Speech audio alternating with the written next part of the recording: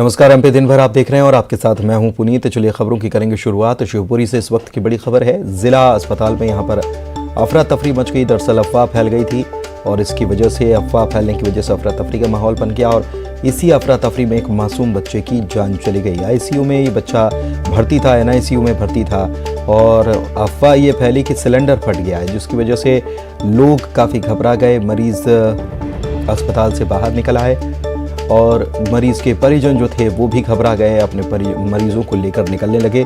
इसी दौरान एक महिला जो है वो भी अपने बच्चे को, जिसका एनआईसीयू में इलाज चल रहा था, उस बच्चे को, गंभीर हालत थी उसकी, उस बच्चे को लेकर ये महिला वहाँ से निकल गई और चूंकि उसे ऑक्सीजन सपोर्ट लगा हुआ था, इसी दौरान बच्चे की मौत हो गई। ऑक्सीजन सिलेंडर में रिसाव हुआ था, ये जानकारी आई है। और इसके बाद हालांकि कलेक्टर मौके पर पहुँचे थे, लेकिन कलेक्टर जब लौट गए उसके बाद पता चला कि एक बच्चा, क्योंकि महिला वापस बच्चे को लेकर गई एनआईसीयू वार्ड में, लेकिन वहाँ पर बच्चे की मौत तब तक हो चुकी थी।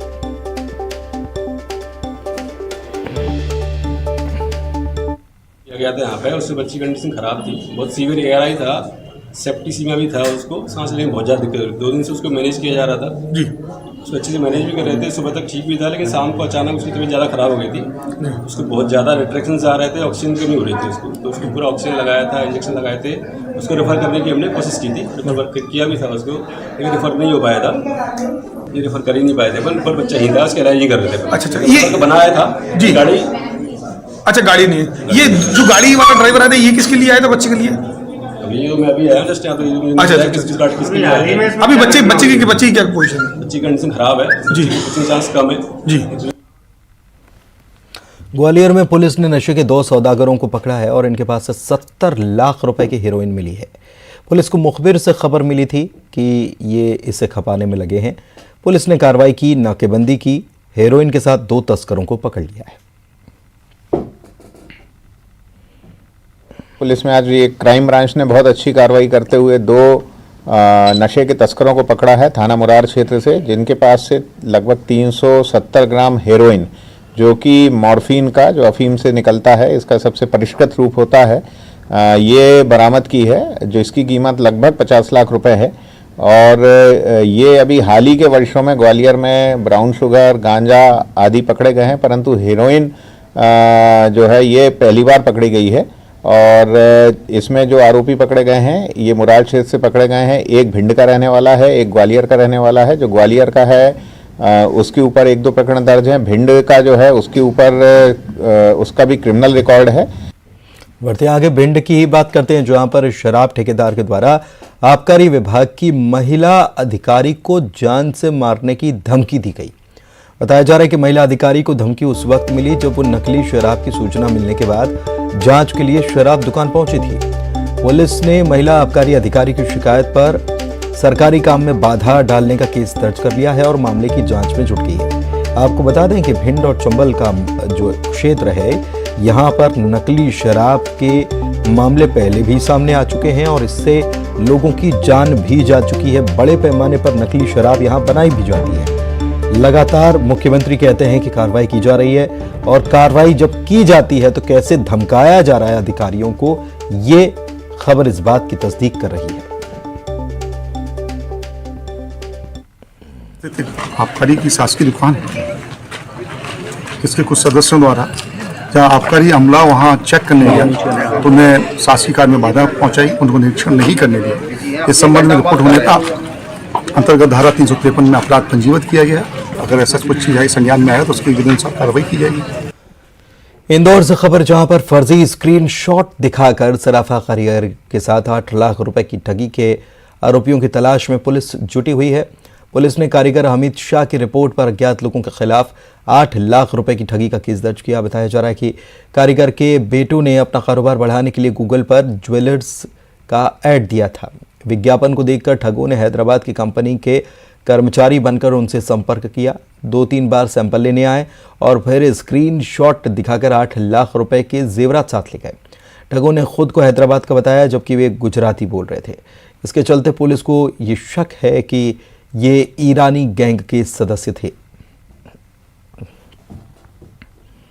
हम टोटल उसका वजन था जो 70% टन था गोल्ड का, जिसमें और कुल कीमत जिसका उनके बिल के हिसाब से 8,15,000 रुपये के आसपास बनती है। बढ़ते आगे दतिया से खबर, जहां पर वाहन चेकिंग के दौरान पुलिस ने पिकअप वाहन से 240 पेटी अवैध शराब जब्त की है। 7 लाख रुपए के आसपास कीमत है इसकी। पुलिस ने मामला दर्ज कर लिया है और जांच में जुटी हुई है।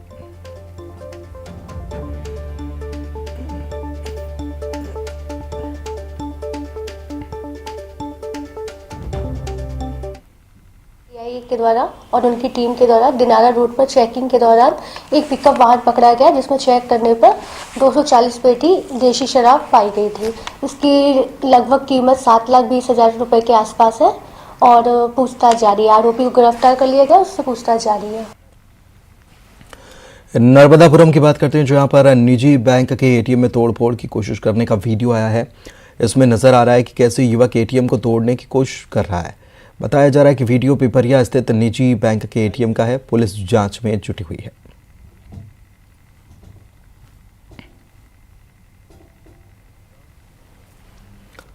उज्जैन में क्षिप्रा के रामघाट पर भगवान नारायण की प्रतिमा को असामाजिक तत्वों ने नुकसान पहुंचाया है। बताया जा रहा है कि घाट पर रात में नशाखोरी होती है, जिस पर कोई लगाम नहीं है। पूरे मामले में पुजारियों और संतों ने थाने में शिकायत की, जिसके बाद आरोपियों की तलाश शुरू कर दी गई है।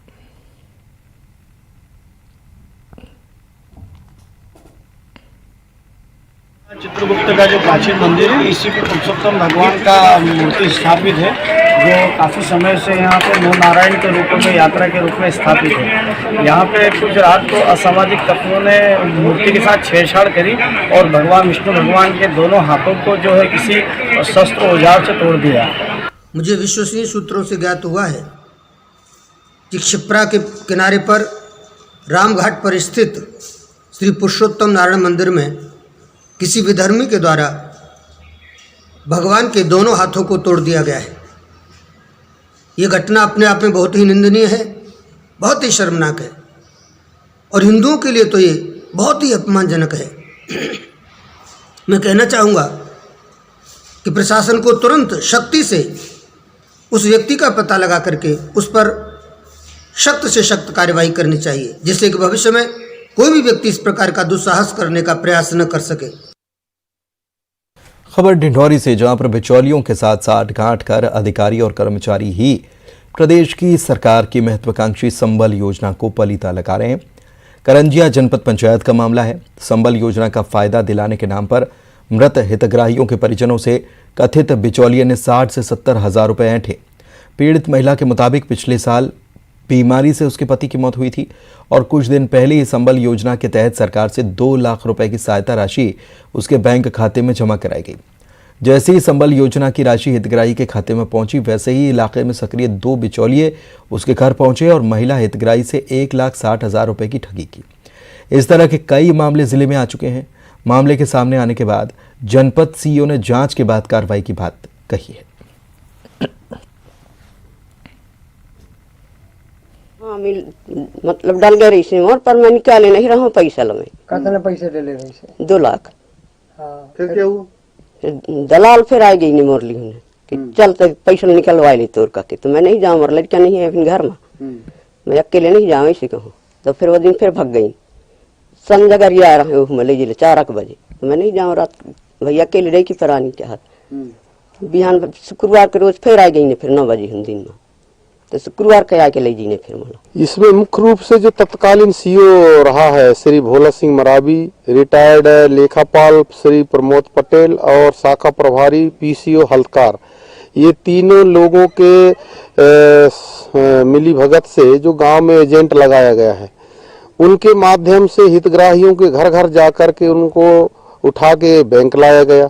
बैंक से सीधा 2 लाख आहरण करके किसी हितग्राही से 80,000, किसी से 60,000, किसी से 1,25,000 तक लूटपाट किया गया है। तो उस संबंध में मैंने उसको तुरंत संज्ञान में लिया और जिस हितग्राही को पैसा गया उनमें से उस महिला के पास हम स्वयं अपने स्टाफ के साथ जा करके चेक किए। उसने बयान दिया और बयान के आधार पे फिर मैंने पुलिस में यहाँ करंजिया थाने में मैंने प्राथमिकी दर्ज करने है।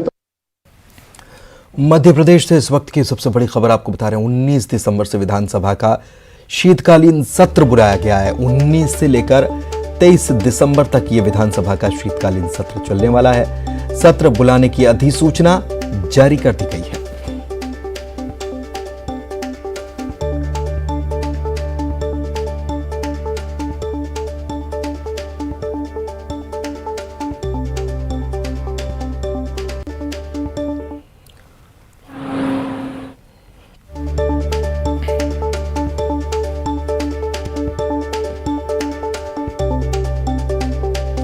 ये बड़ी खबर इस वक्त आपको भोपाल से बता रहे हैं। विधानसभा का शीतकालीन सत्र 19 दिसंबर से शुरू होने जा रहा है। इसकी अधिसूचना जारी कर दी गई है और 19, 20, 21, 22, 23 यानी कि 5 दिनों तक ये विधानसभा का सत्र चलेगा। और जाहिर सी बात है कि विपक्ष के पास ढेर सारे मुद्दे हैं जिनसे सत्ता पक्ष को घेरने की कोशिश विपक्ष करता नजर आएगा। इधर संसदीय कार्य मंत्री ने कहा है कि दूसरा अनुपूरक बजट भी सत्र में लाया जाएगा। कांग्रेस जो भी मुद्दे उठाना चाहे, सरकार सभी सवालों का जवाब देने को तैयार है। कांग्रेस के लोग जो सत्र होता है उस पर चर्चा करते नहीं, चर्चा के वक्त हंगामा करते हैं। जहां हंगामा करना चाहिए वहां चर्चा करते हैं। ये अति महत्वपूर्ण सत्र है। वो जो भी जनहित के मुद्दे विधि सम्मत उठाना चाहे, सरकार तैयार। इधर कमलनाथ ने एक संदेश जारी किया है। भारत जोड़ो यात्रा के लिए पीसीसी चीफ कमलनाथ ने संदेश जारी किया है और कहा है कि हम भारत जोड़ो यात्रा के मध्य प्रदेश में स्वागत के लिए तैयार हैं। आइए मेरे साथ कदम बढ़ाइए, हम मिलकर देश और देश के भविष्य के लिए मजबूती से आगे बढ़ें। ये उन्होंने संदेश के जरिए कहा। यात्रा के मध्य प्रदेश में स्वागत के लिए तैयार हैं। आइए मेरे साथ कदम बढ़ाइए, हम मिलकर हमारे देश और मध्य प्रदेश के भविष्य के लिए मजबूती से आगे बढ़ें। जय हिंद, जय मध्य प्रदेश। भारत जोड़ो यात्रा के समर्थन में कांग्रेस के विधायक आरिफ मसूद ने भोपाल से संविधान बचाओ यात्रा शुरू की थी और ये बुरहानपुर पहुंच चुकी है। इस मौके पर कांग्रेस के विधायक आरिफ मसूद ने कहा कि संविधान बचाओ यात्रा के दौरान उन्हें एमपी की जनता का समर्थन मिला। उन्होंने बीजेपी पर भी निशाना साधा और 2023 के विधानसभा चुनाव के बाद एमपी में कांग्रेस की सरकार बनाने का दावा भी किया।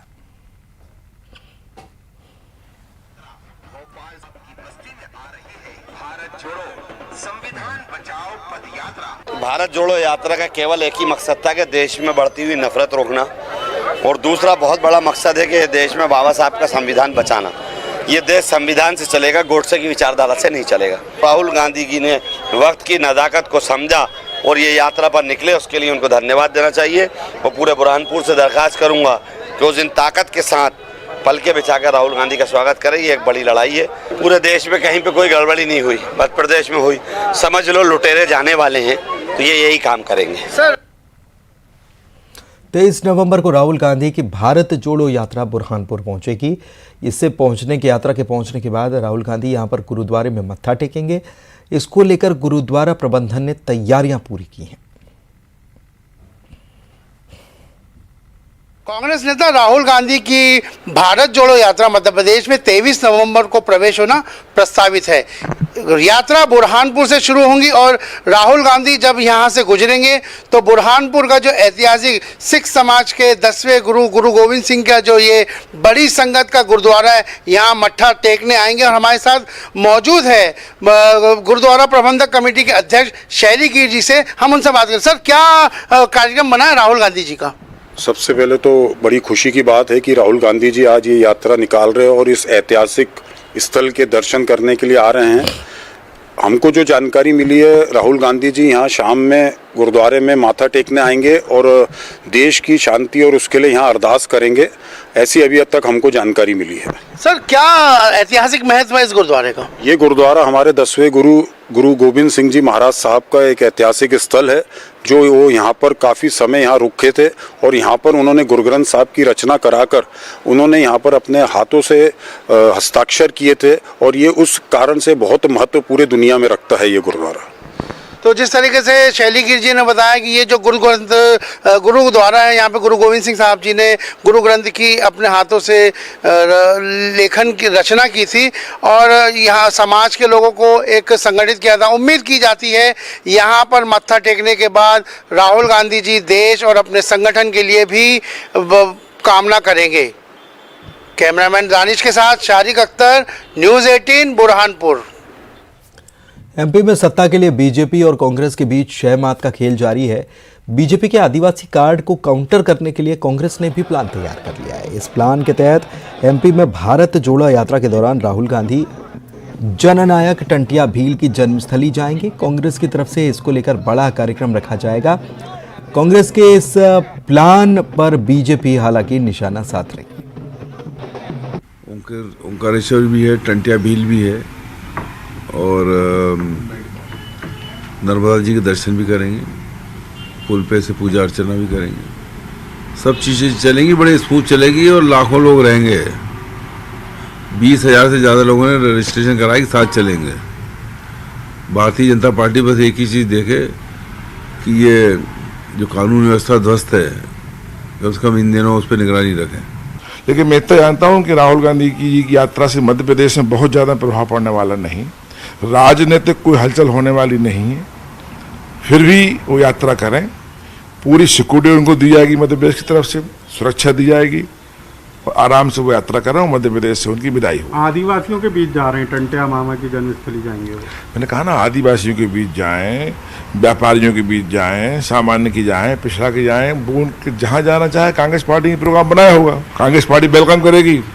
जब जाएंगे तो हम लोगों ने कर देंगे फेयरवेल कि आप जाएं, आपका मध्य प्रदेश का भ्रमण पूरा हो गया।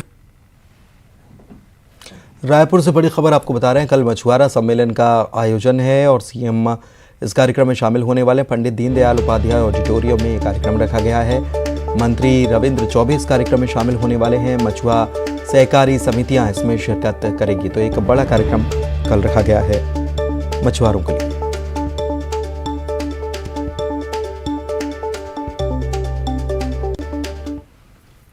मुख्यमंत्री ने गोधन न्याय योजना के हितग्राहियों को 56वीं किश्त के रूप में 7 करोड़ 14 लाख रुपए ट्रांसफर किए हैं। इसमें गोबर विक्रेताओं को 4 करोड़ 55 लाख रुपए, गौठान समितियों को 1.17 करोड़ और स्व सहायता समूहों को 1 करोड़ 42 लाख रुपए का लाभांश राशि दिया गया है।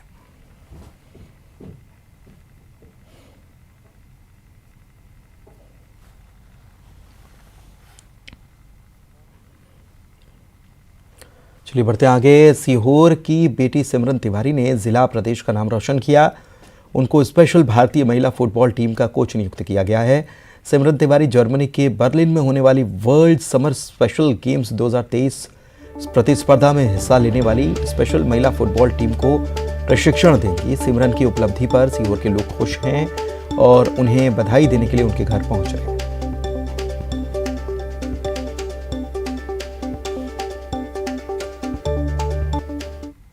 ओलंपिक्स भारत एक ऐसी संस्था है जिसमें दिमागी रूप से कमज़ोर बच्चे और जिनका मानसिक रूप और शारीरिक रूप से जो कमज़ोर होते हैं उनको इसमें लिया जाता है। उनको इतना विकसित किया जाता है कि वो समाज में इतना अच्छा हो सके कि वो हमारी तरह बोल पाए और समाज में अपने आप को दिखा पाए कि हम भी कुछ कर सकते हैं। और मेरा सिलेक्शन हुआ है फुटबॉल कोच के लिए, जिसमें पूरे ऑल ओवर इंडिया से 11 बच्चों का चयन किया गया है जिनको मैं प्रशिक्षित करने जाऊंगी। और इसका पहला कैंप हुआ था गुजरात गांधीनगर में और दूसरा कैंप हुआ था बोकारो झारखंड और अभी तीसरा कैंप फिर से होने जा रहा है 9 नवंबर से लेकर 14 नवंबर तक बोकारो झारखंड में। उसके बाद जो चौथा कैंप होगा वो दिल्ली में होगा जो कि जून में होगा, 1 जून से लेकर 15 जून तक। वहीं से सीधे हमारा जो दल है इंडिया का वो जर्मनी बर्लिन के लिए निकल जाएगा, जहाँ पे इसका आयोजन है पूरा 10 दिन का। बैतूल की बात करेंगे, जहाँ के एक सरकारी स्कूल की पढ़ाई सुर्खियों में है। दरअसल स्कूल में पढ़ाई का तरीका अलग है। यहाँ के बच्चे म्यूजिक डांस के साथ पढ़ाई करते हैं। समाज सेवी ने दस्तक पहाड़ियों को आदिवासी लोक गीतों में गाया है और गाने का इस्तेमाल बच्चों की पढ़ाई में किया जा रहा है। इस स्कूल के बच्चे मौज मस्ती के साथ पढ़ाई करते हैं। गाने गाकर डांस के साथ मज़े मज़े में पढ़ाई होती है। इस दौरान टीचर भी बच्चों के साथ मस्ती करते नजर आते हैं। उसकी झलक जरा देखिए।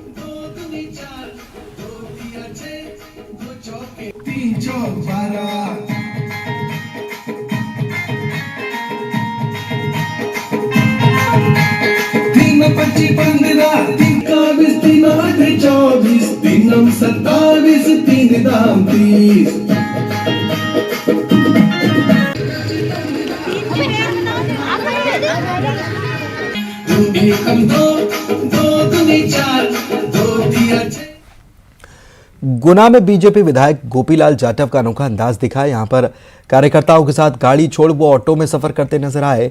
ऑटो वाला वीडियो सोशल मीडिया पर वायरल है।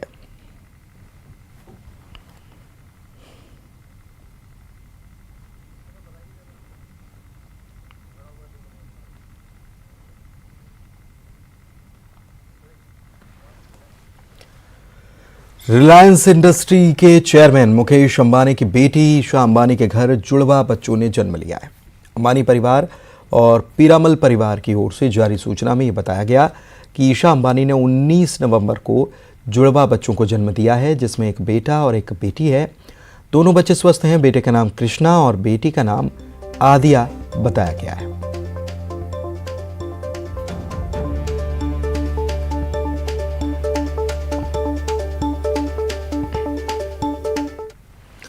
अब हम आपको पश्चिम बंगाल लिए चलते हैं, जहां पर बांकुर जिले से एक वीडियो आया जिसमें एक शख्स कुत्ते की तरह व्यवहार करता नजर आ रहा है। कुत्ते की तरह भौंक भी रहा है। क्यों ऐसा हो रहा है, देखिए।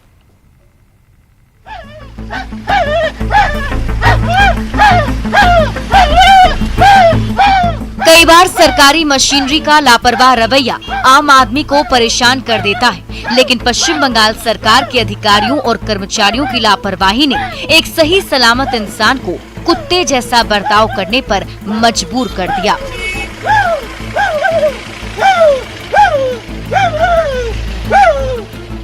कुत्ते की तरह भौंकना इनका कोई शौक नहीं, लेकिन जब सरकारी कर्मचारी दत्ता और कुत्ता का फर्क भूल जाएं, तो फिर उन्हें सबक कैसे मिले।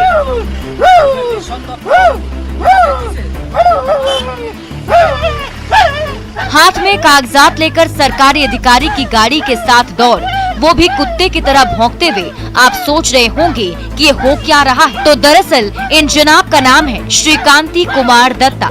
कुछ दिनों पहले श्रीकांति दत्ता का राशन कार्ड अपडेट हुआ था, लेकिन राशन कार्ड में श्रीकांति कुमार दत्ता की जगह श्रीकांति कुमार कुत्ता लिख दिया गया। इसके बाद श्रीकांति ने राशन कार्ड में अपना नाम बदलवाने के लिए स्थानीय कार्यालय के कई चक्कर काटे, अपने दूसरे डॉक्यूमेंट भी दिखाए जिनमें उनका सही नाम लिखा था, लेकिन कर्मचारियों ने इनका नाम नहीं सुधारा।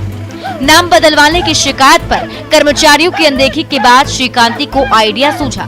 जब वो स्थानीय वीडियो कार्यालय पहुंचे तो लोगों के सामने कुत्ते के जैसा व्यवहार करना शुरू कर दिया। अपनी सरकारी गाड़ी में बैठे बीडीओ जब कार्यालय पहुंचे तो उनको अपना शिकायती आवेदन देते समय श्रीकांति कुत्ते की तरह भौंकने लगे। बाद में आवेदन लेकर बीडीओ ने पूरी बात समझी और कर्मचारियों को श्रीकांति के नाम के आगे से कुत्ता शब्द हटाने के आदेश दिए और उसका सही नाम फिर से दर्ज करने के लिए कहा। Bureau report, news 18।